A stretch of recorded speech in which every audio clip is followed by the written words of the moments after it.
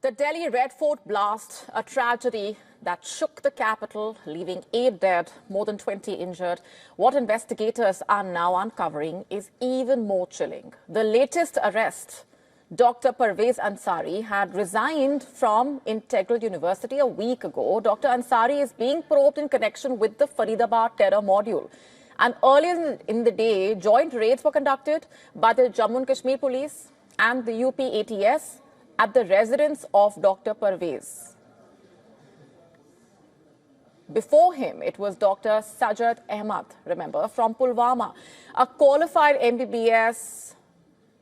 He is now in custody for suspected links to the terror module. He is the fourth doctor detained, joining a growing list of medical professionals under the scanner for this terror ecosystem. From Kashmir to Faridabad, Lucknow to Delhi, the investigation is uncovering an organized network of doctors. Let's just break this down for you. Among those being questioned, Dr. Omar Nabi from Pulwama, linked to the car used in the blast. Dr. Adil from Anantnag, connected to an AK-47 rifle recovered. In fact, Dr. Muzammil, who worked in Faridabad and has association with another doctor, Dr. Shaheen from Lucknow.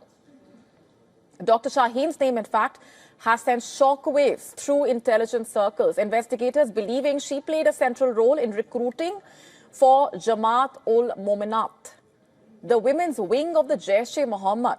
This network is reportedly run by Sadia Azhar, sister of the Jaish-e-Mohammed chief Masood Azhar and wife of Yusuf Azhar, who is one of the masterminds of the 1999 Kandahar hijacking. At the heart of it all lies Al-Falah University in Faridabad, a place of learning now under the police lens. Investigators have found that 3 Kashmiri doctors, Muzammil Shakil, Umar Mohammad, as well as Shaheen, have links to the university. For investigators, this is not just another terror cell. It marks a huge shift in the strategy, where ideology hides behind education, it seems, and radicalization wears a white coat. The doctors who are trained to save lives are accused of taking away lives. As the investigation continues to unfold, each new name revealing a deeper rot. Let's go straight across now to our correspondent Idris Lone, who's been tracking those developments very closely. Idris, what more are you picking up at this point regarding the latest that has emerged? Well, we've just got to know from South Kashmir, there's been one more person who has been picked up by Jammu and Kashmir police. We saw during the whole day more than half a dozen people were picked up by J&K police who were related to either the doctors who have been involved into the Faridabad terror bust and also the Red Fort attack. The first arrest that took place in the Kashmir Valley was in the morning at around 7 o'clock in the morning. 2 people, Amir and Umar, who were supposed to be the buyers of the I-20 car. Their names had propped up, and Jammu and Kashmir police had picked both the brothers, and they're still in custody, investigation going on. After that, we got to know that a doctor, the main person who has been actually at the helm of everything is Dr. Umar, whose picture propped up exactly after the Red Fort attack. The CCTV footage and the grabs that came after that, the security agencies started to correlate those pictures with him. And after that, what we saw was on the ground, his house was raided, where his both brothers were taken into custody. His mother was also taken to the hospital for DNA sampling. And later on in the day at around 2 o'clock, his father was taken into custody as well.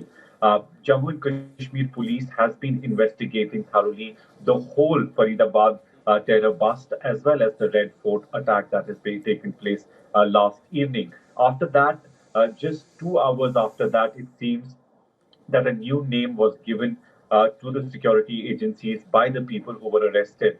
Dr. Sajad Malla, who was from Pulwama as well, associated with the same Faridabad hospital, Al-Falah Institute, where he was a surgeon.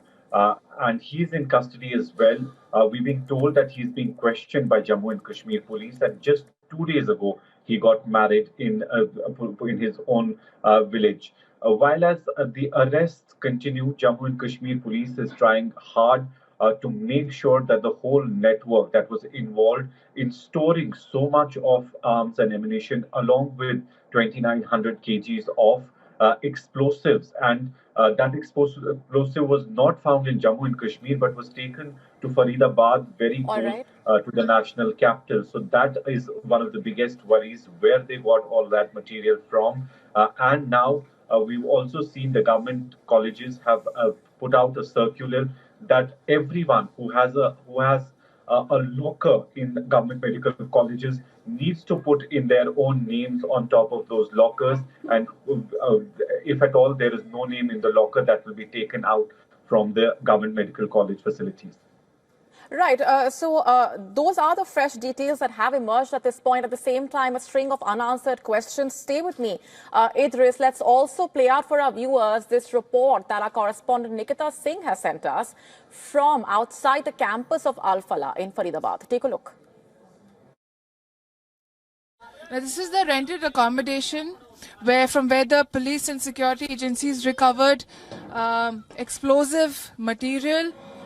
Okay, now, of course, this place is empty now, but this is where, for months under Muzamil's possession, 360 kgs of ammonium nitrate was kept, along with ammunitions and timers and about 83 cartridges. The police raided this place and recovered the explosive material along with the ammunitions. And it was here for months under Muzamil's possession. All right, let's also piece together for you what the Delhi police have been getting together as far as the details in the blast are concerned vis-a-vis the route that was taken. The entire 11-hour journey of that Hyundai i20 car that exploded near the Red Fort metro station. And before we talk about Monday's 11-hour trail, let's just take you a few days earlier to the blast. On your screen is the footage of a white Hyundai i20, the same car that would later explode near Delhi's Red Fort. The footage is from the 29th of October, to be precise. The vehicle was spotted in Haryana at a pollution control station around 4:20 p.m. that day. Fast forward to the day of the blast. CCTV footage showing the car leaving Faridabad around 7:30 in the morning. It was first captured outside Asian Hospital. At 8:13 a.m., it crosses the Badarpur toll plaza and enters Delhi. Minutes later, at 8:20 a.m. to be precise, it is seen near a petrol pump in the Okhla industrial area. We are mapping it all down for you. At 3:19 p.m. IST, the car enters the Red Fort parking complex, where it stays parked for nearly 3 hours. It exits at 6:22 p.m. and just 24 minutes later, at 6:52 p.m., the car explodes, turning into a fireball near the Red Fort. CCTV footage from earlier in the day showing the car coming out of the parking lot minutes before it exploded, barely half a kilometer away. The footage showing only one person in the car, but the probing agencies are yet to confirm the identity of the car driver. Sources saying that this could be Dr. Umar, the same man that Jammu and Kashmir police has been on the lookout for. In fact, the police also probing whether Red Fort was the intended target or if the attacker had another location in mind, since the car was reportedly moving slowly before the explosion. Earlier this week, a joint operation by Jammu and Kashmir and Haryana police led to the recovery of 360 kilograms of explosives and ammunition from Faridabad and the arrest of 2 individuals. From the Faridabad terror module to the Red Fort explosion, investigative agencies are now working together to actually piece together the entire chain of events. Going straight across now to our correspondent Siddhant Sibbal, who's been monitoring those developments very closely. Siddhant, what are you gathering as far as the investigations are concerned? Where do things stand right now? Well, I'm standing at the location where the blast happened. It's been 24 hours, and all throughout the day, we have been receiving reports of the investigation, but also the high-level meeting that have been chaired by the Indian Home Minister. When it comes to investigation, now the authorities believe that the bomber suspect was attempting to flee and was panicking in the aftermath of the investigating agencies. Able to burst the Faridabad terror module, and in the panic the blast happened. There is no crater and also no shrapnels as well, which is typically seen in Fidain attacks. It was a slow moving car when the explosion happened. In fact, I'll show you the exact situation on the ground. The place you can see which is being covered by white sheets is the place where the attack, the blast happened, and it's being investigated. A short while ago we saw the evidences being taken away, perhaps a large piece of the vehicle in which the explosion took place, for further investigation. All right, stay with me, Siddhant, as we've been talking about the details that have emerged so far and what is known so far. There's also the aspect of what is not known so far. So that brings us to the string of unanswered questions at this point. It's been over 24 hours since that explosion in the national capital. And as those investigations continue and we piece together those developments for you at this point, there are several questions hanging in the air. As far as the terror module that was busted is concerned, was the Delhi blast linked to the module? If yes, to what extent? Did the car bomber escape after the Faridabad bust? Did the explosion go as planned? Or was it premature? Also, what happened to the bomber? What's the status? Did the bomber die in the car itself or escaped? Who were the others seen in the car on the 29th of October? We just told you about what is known about the route taken. The car with the bomber was parked for over 3 hours in the parking lot, like we just said. Why is that? What was happening during that duration?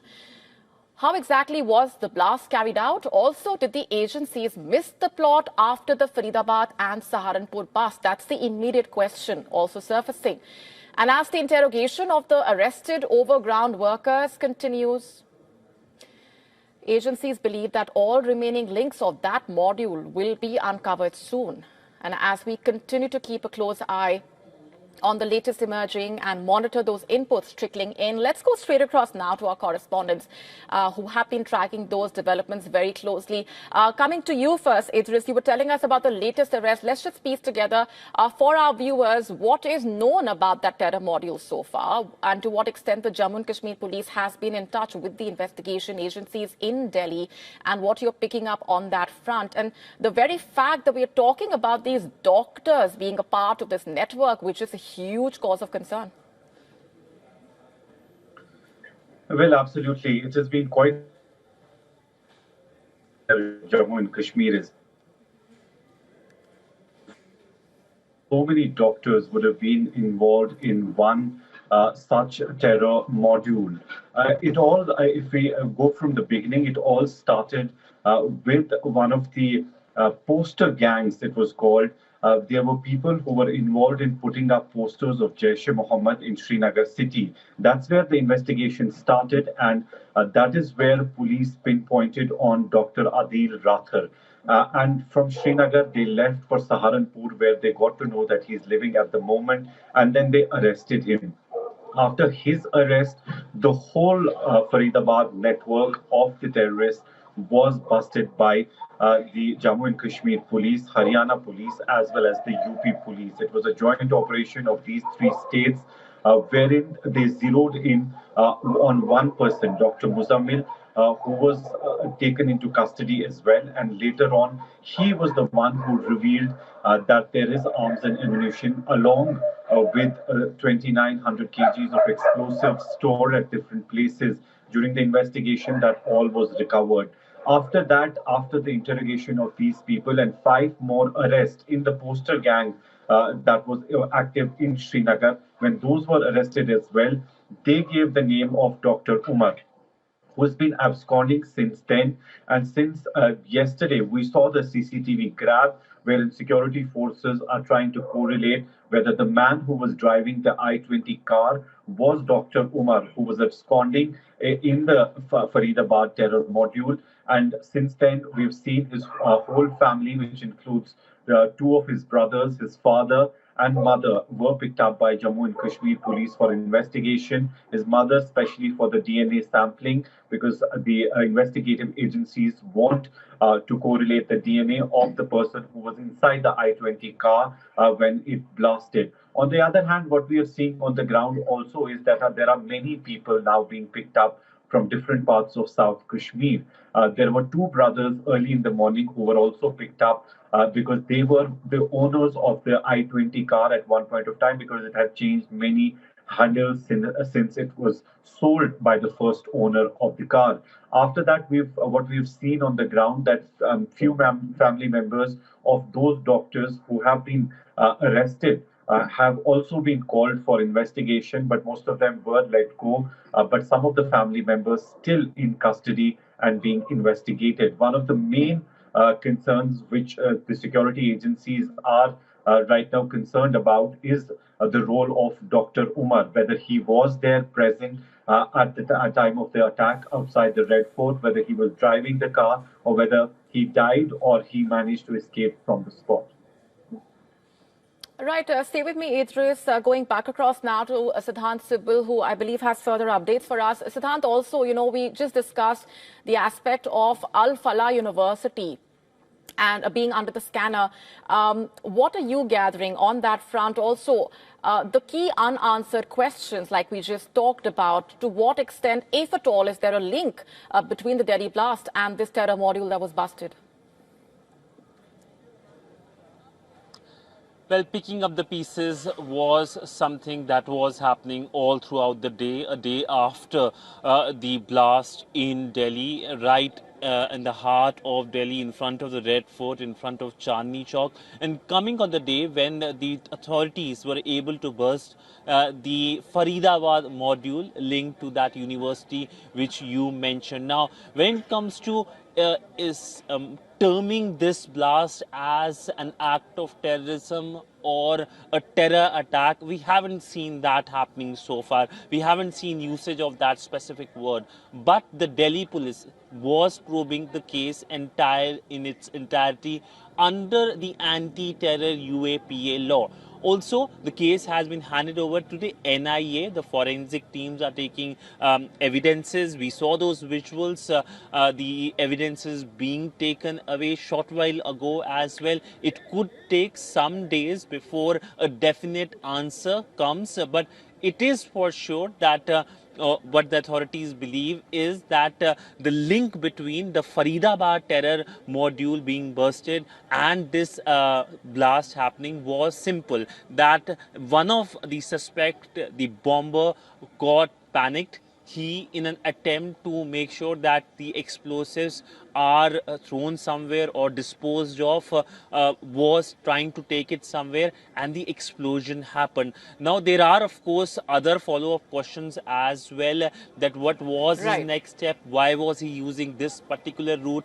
So that is something that we need to wait before answers come. I do believe that tomorrow there will be more investigation and more outcomes. Yes. And we will be keeping a close eye on those updates trickling in. Thanks very much, Idris and Siddhant, for now. Now, agencies across India are trying to piece together the clues to try and unravel that plot behind that Red Fort blast. Questions being raised. Ahead of the brutal winter war with Russia, Ukraine has been rocked by a massive corruption scandal in its energy sector. The war-torn country's Anti-Corruption Bureau has just launched an investigation into a $100 million kickback scheme, allegedly involving the state nuclear power company. Officials say a high-level criminal network, including top advisors and security personnel, forced the contractors to pay illegal kickbacks of up to 15%. The scandal comes as Ukraine braces for a harsh winter and ongoing Russian attacks on its power infrastructure. Ukraine's president and the prime minister have vowed full cooperation, while the opposition parties are calling for the resignation of the entire cabinet. Now, this probe has basically shaken the heart of Ukraine's energy sector, raising once again serious question marks over transparency and accountability in the Ukrainian wartime government. Ukraine's anti-corruption agency says it is investigating a high-level criminal network that allegedly funneled $100 million through a complex kickback scheme in the state nuclear sector. And reports claim the scheme involved a businessman, a former advisor to the energy minister, and also the organization's head of security and 4 back office employees. Investigators say the individuals pressured contractors to pay illegal benefits ranging from 10 to 15%, threatening to block payments or remove suppliers from contracts. Remember, the organization operates 3 nuclear plants, supplying more than half of Ukraine's electricity. The Anti-Graft Bureau conducted 70 searches over a 15-month investigation, amassing 1,000 hours of audio recordings and photographs of bundles of cash. While President Zelensky has called for accountability, saying everyone involved must face clear legal consequences, the Prime Minister said the government is supporting the investigation, reaffirming that fighting corruption remains a top priority. All of this as the opposition parties in Ukraine have initiated motions to dismiss the cabinet and specific ministers, though Zelensky's allies hold a parliamentary majority. The organization, meanwhile, confirmed officials were searching its offices and said it fully is cooperating with the investigators. And the energy minister has said the probe's transparency would reassure international partners.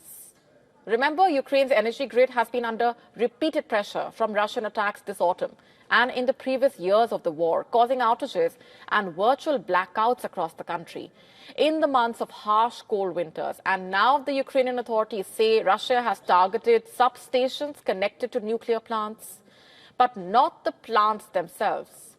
Analysts who have been following the stories of corruption in Ukraine say that rooting out corruption in strategic sectors like energy is the key.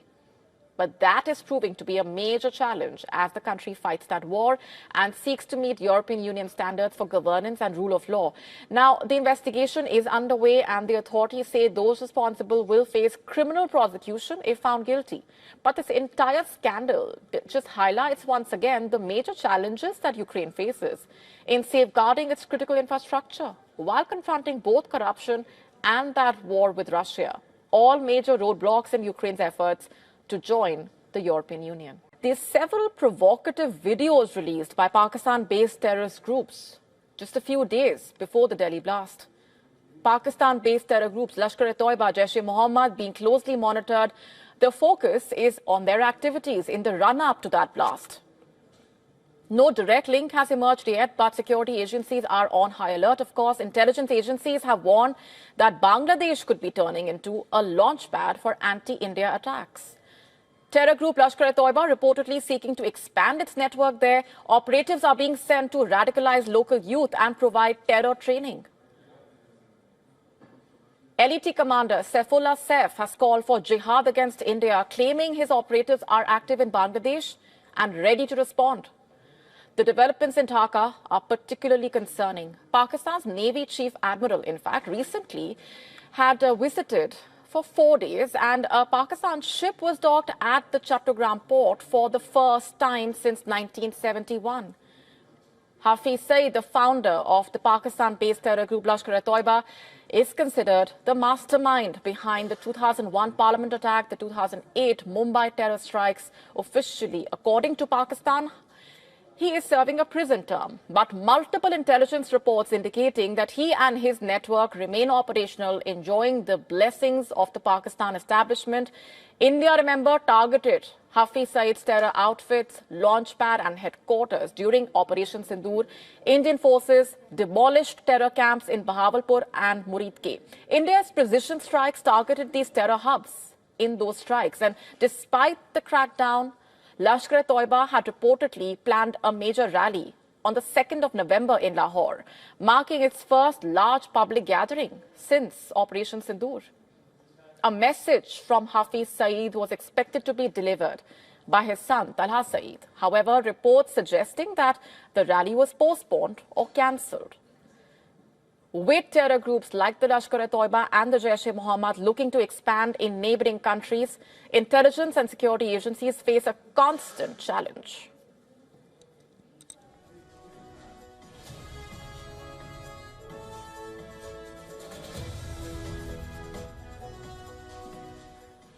Let's now get you these updates on how the Pakistan Taliban has claimed responsibility now for the suicide blast outside a court in capital Islamabad. That's the latest. Remember, it claimed at least 12 lives, injuring 27 people. The suicide blast occurred near the entrance of the court complex. In fact, this remains typically crowded. And in a statement, the Pakistani Taliban claimed that they had targeted judicial officials during their attack. According to Pakistan's Interior Minister, the attacker attempted to enter the courthouse, but after failing to do so, detonated explosives near a police vehicle. The burnt remains of a car have been spotted outside the court building.